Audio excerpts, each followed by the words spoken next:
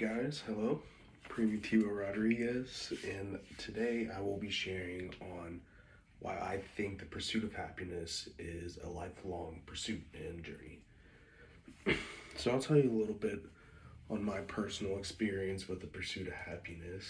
I didn't really know what it meant at first when I was younger, but growing up, I started to realize what it meant. You're young, you think, oh, it's easy to be happy. It's easy to stay happy. But growing up, you realize that it's not all sunshine and rainbows. You have your bad days. Or for some people, more often than not, they have bad days than the good ones. But I'm here to tell you why I think the pursuit of happiness is a lifelong journey, ambition, and tell you why you should just tell you guys why you should just keep on chasing that happiness even if you think it's not going to be there. So like I said, I'm going to tell you my personal experience first. When I was younger, I had two young parents. They had my sister when they were 18. They had me when they were 21. Growing up, we didn't have the best things. Two struggling parents were living on their own, not with their parents. 21, two kids. We didn't have the best things. We had what we needed. We didn't always get what we wanted. Maybe it wasn't always the best things that we got, but they got the job done.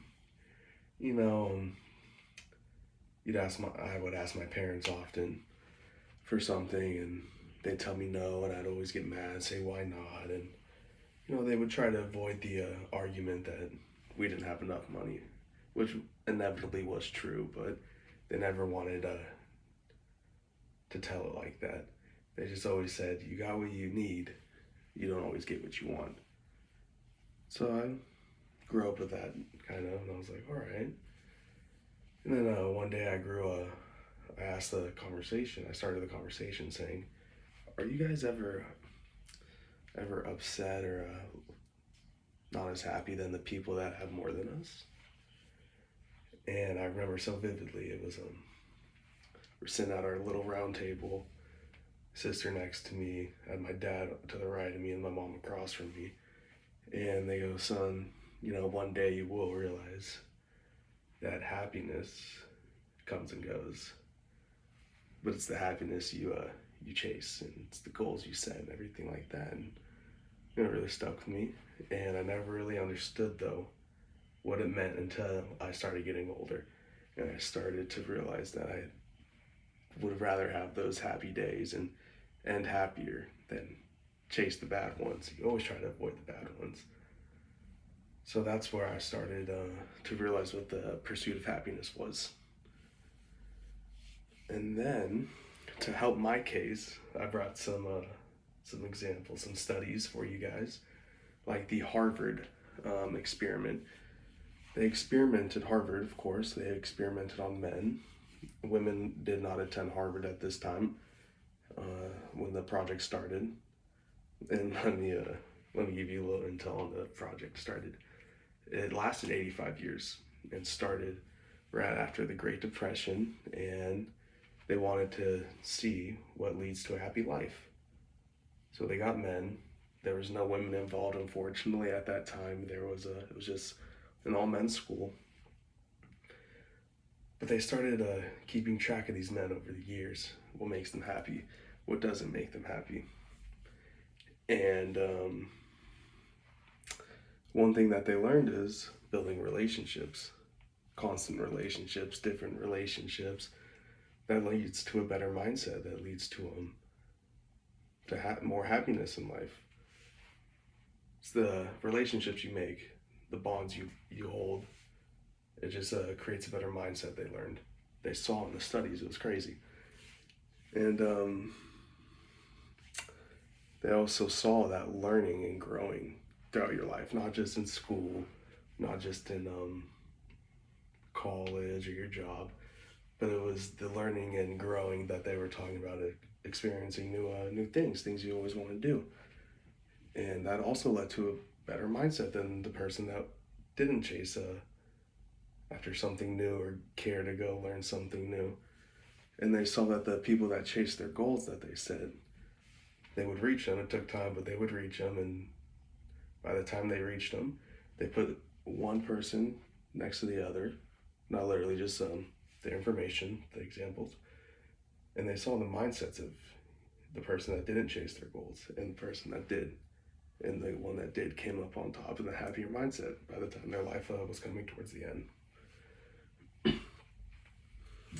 And the third thing that study showed was having fun and just relaxing, and the balance of being productive.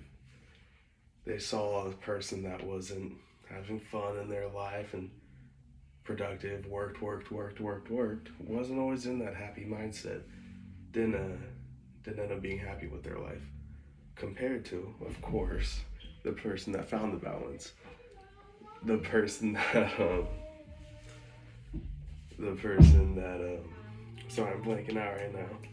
The person that found the balance of having work, goals, jobs, having fun, and then also relaxing, because they saw that if you could manage all this, it led to a better mindset and a better lifestyle than the other person. And share one more thing about this Harvard study. A lot of these people had different outcomes, different careers, different everythings. The ones that didn't go and attempt their goals, chase their dreams, learn something new, to build relationships, continuous relationships, a lot of them turned into alcoholics and just got into bad stuff, and they went down the wrong path of the people that chased it because they didn't want to chase their happiness. And you're asking me, what was this got to do with the pursuit of happiness? Well, I'll tell you, everything I just named, you have to know, or not know, but you have to attempt it, you have to go for it throughout your entire life. You can't just stop it, you got to keep it going. And that's what the Harvard studies show, that people that just kept on going and enjoying life and doing all the things I just listed had a better lifestyle. And that is it for the Harvard study. If you don't believe me, don't worry, I got one more. I got one more experiment that happened in the UK, actually, by a Microsoft Center. They researched people that chased their dream jobs compared to the people that did not. And nearly 9 out of 10 people that chased their dream jobs, they ended with happiness, more happier than the people that did not. And it was crazy to me when I was reading this, and I was like, well, that makes sense, yes. But,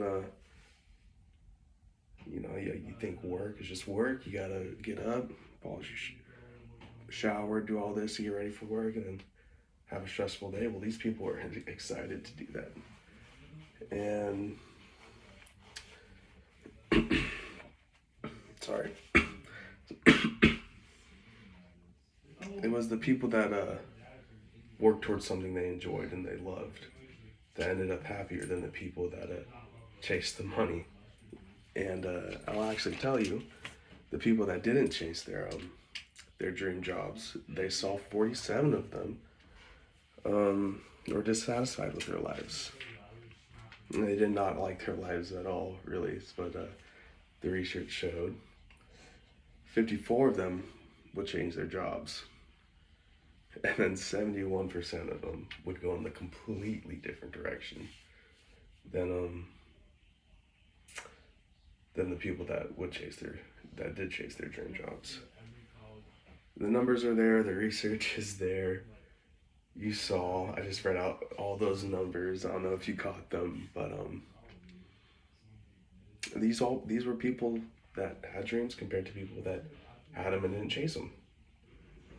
And like I said, you may be saying, how does that relate to the lifelong ambition of the pursuit of happiness? Because it starts when you're young, and it's a continuous time, and you just keep on going and going, and the little goals you meet and you make are the stepping stones to eventually the happiness that you have been pursuing. And so I thought both of these research experiments just helped prove my point of just proving that the pursuit of happiness is a lifelong, hard path, but you have to you have to chase it. You have to chase it if you want to. If you believe in it, chase it. You'll get there one day. Don't be the person that thinks the happiness won't be there. This is just a tough time that you're in. The happiness is there. You just have to reach for it. You have to go for it. Any questions, anyone?